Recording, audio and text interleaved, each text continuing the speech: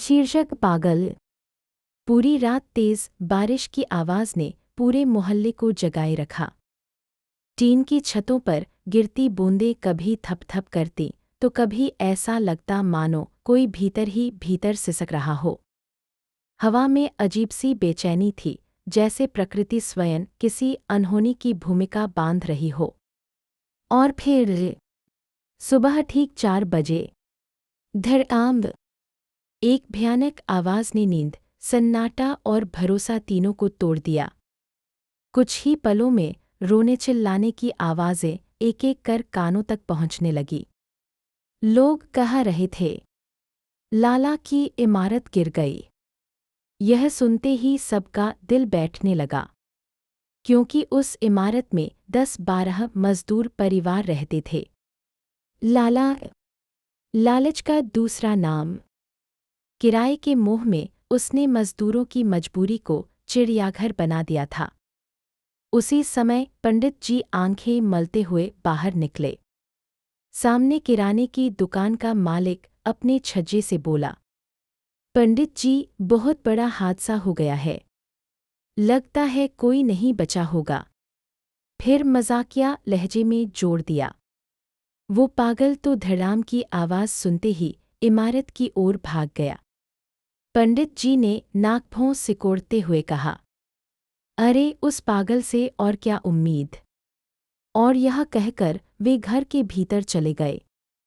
वैसे तो रोज़ 4 बजे स्नान कर मंदिर जाना उनकी दिनचर्या थी, पर आज उन्होंने मन को समझाया, आज इंद्र का कोप सबका ध्यान खींचेगा। मंदिर में चढ़ावा भी नहीं आएगा। बरसों बाद सुबह की नींद मिली है और पंडित जी चादर तानकर सो गए। दोपहर के 2 बज गए, पर प्रसाद का कहीं पता नहीं था। उसकी पत्नी और बच्चे घबराए हुए बाहर खड़े थे। तभी पंडित जी दफ्तर जाने के लिए निकले। प्रसाद की पत्नी ने व्याकुल होकर पूछा, क्या आपने प्रसाद जी को देखा? पंडित जी ने बड़े गर्व से कहा, मैं तो सुबह से घर में आराम कर रहा था। भाभी जी, कितनी बार समझाया है, किसी की लगी आग में मत कूदा करो। ये पागलपन एक दिन जान ले लेगा। पास खड़ी पंडिताइन बोली, मैंने तो पंडित जी को घर से बाहर जाने ही नहीं दिया। टूटी इमारत का क्या भरोसा। यह सुनकर प्रसाद की पत्नी का दुख अब क्रोध में बदल गया। वह बच्चों को लेकर भीतर आई और बड़बड़ाई, लोग सही कहते हैं, वो सच में पागल है। अभी 2 दिन पहले ही तो आटा लेने निकले थे। रास्ते में सड़क हादसा हुआ। एक अनजान घायल तड़प रहा था। आटा वहीं छोड़ उसे अस्पताल पहुंचाया। इतना ही नहीं, अपना खून भी दे आए। और मोहल्ला हंसता रहा। पागल पागल।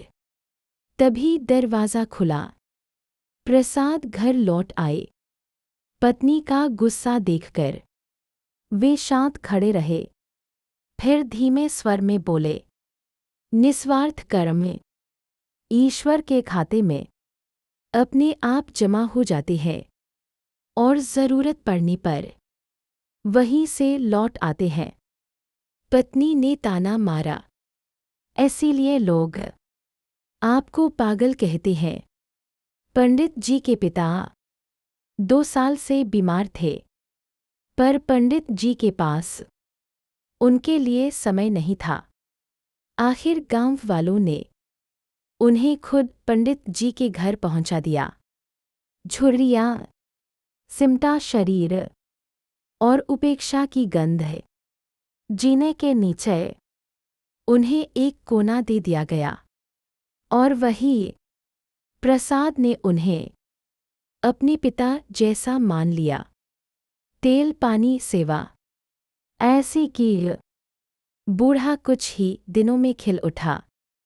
मोहल्ला बोला, पागल अब पागलपन की हद पार कर गया।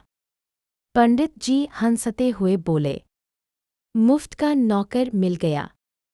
3 साल बाद पंडित जी के पिता चल बसे।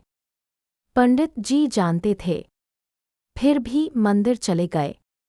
आज पूर्णिमा थी, चिढ़ावा ज्यादा आएगा। प्रसाद ने अंतिम संस्कार की पूरी व्यवस्था कर दी। जब पंडित जी लौटे तो मन में कहा, ये पागल तो सबसे बड़ा पागल है, मेरे पैसे बचा दिए। सालों बाद दुकानदार की बेटी का अपहरण होते होते बचा।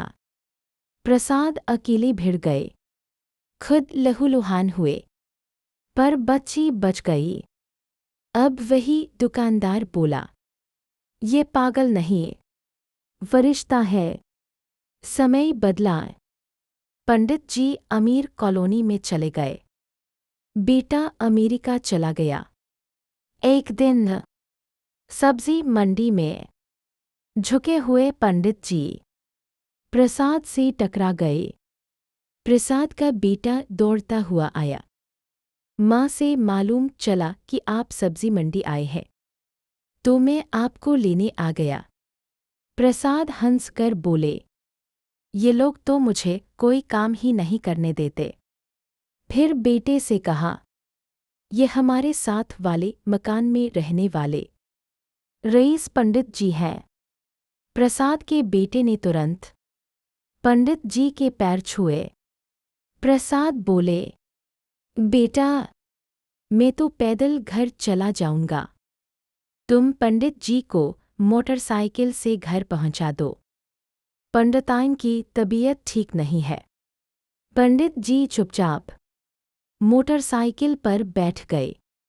मन में सोचने लगे, आज भी रहा प्रसाद पागल का पागल ही, अपने बेटे का समय और पेट्रोल बिना किसी लाभ के खर्च करा रहा है। मोटरसाइकिल आगे बढ़ती रही। तभी पंडित जी को बुढ़ापे में जवान बेटे के सुख का आभास हुआ। वह सुख कुबेर के खजाने से भी बढ़कर था। अब पंडित जी समझ गए थे, बुढ़ापे में बेटे ही सबसे बड़ी पूंजी होते हैं। संचित किया धन नहीं, और साथ में निस्वार्थ कर्म में वही बातें जो पागल हमेशा बोलता था। पंडित जी सोचने लगे, सुबह से शाम तक मैंने पैसों के अलावा जीवन में कुछ नहीं सोचा। पैसों के लालच में अपने पिता का कफन तक न खरीद सका।